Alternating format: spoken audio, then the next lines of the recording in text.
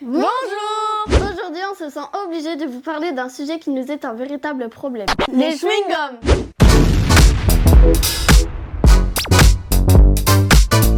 Vous voyez le problème là? Et là, vous voyez mieux? Et là? Mais en fait, il y en a partout! Je vous présente Enzo. C'est un peu grâce à lui qu'on est là aujourd'hui. Un jour, il s'est mis en tête de compter toutes les traces de chewing-gum qu'il y avait dans la cour. Ma méthode? En premier, j'ai établi un périmètre de 1 mètre sur 1 mètre. Ensuite, pour éviter de me tromper, j'ai mis en place un système de code couleur pour éviter de compter 2 fois le même chewing-gum. Les gommettes jaunes, c'est pour un chewing-gum. Les gommettes rouges, c'est pour 2 chewing-gums. Ensuite, quand j'aurai fini de tous les gommer, j'aurai plus qu'à multiplier le nombre de chewing-gums que j'ai eu par la superficie du préau, ce qui me donnera un nombre total de chewing-gum qui est sous le préau.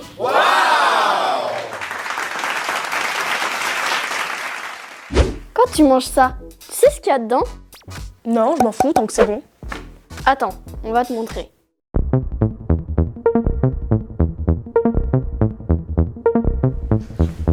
Chers étudiants, bonjour.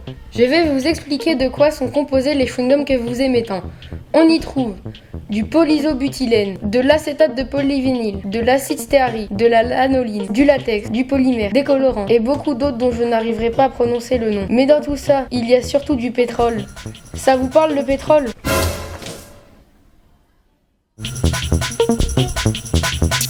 Vous savez que le chewing-gum représente le deuxième déchet urbain le plus répandu après les mégots de cigarettes? Il représente plus de 100 000 tonnes de déchets chaque année.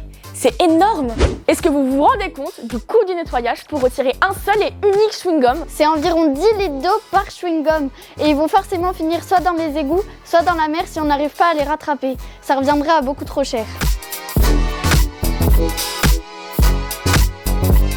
Vous vous rendez compte? Nous, on va essayer une solution. Et pour ça, on a eu besoin de l'aide d'Aurélien. Donc, notre idée, ça a été de mettre en place un collecteur à chewing-gum. Pour ça, on a eu besoin de l'aide d'Aurélien. Merci Aurélien!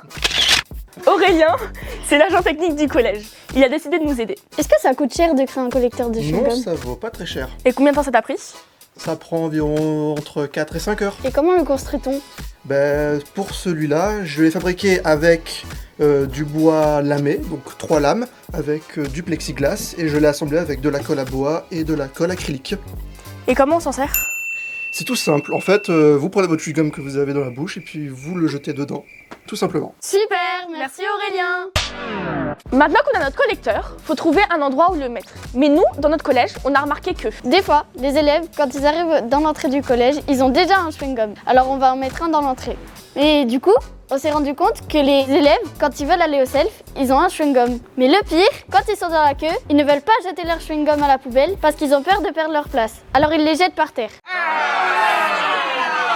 C'est pour ça que c'est une bonne idée de les mettre devant le réfectoire.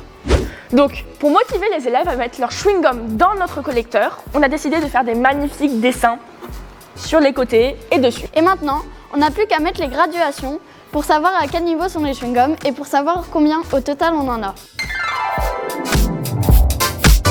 T'as vu la compo des chewing-gums? C'est de la vraie.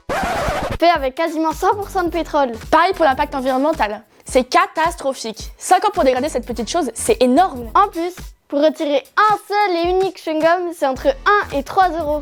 Maintenant que vous savez ça, est-ce que vous allez continuer à les jeter par terre?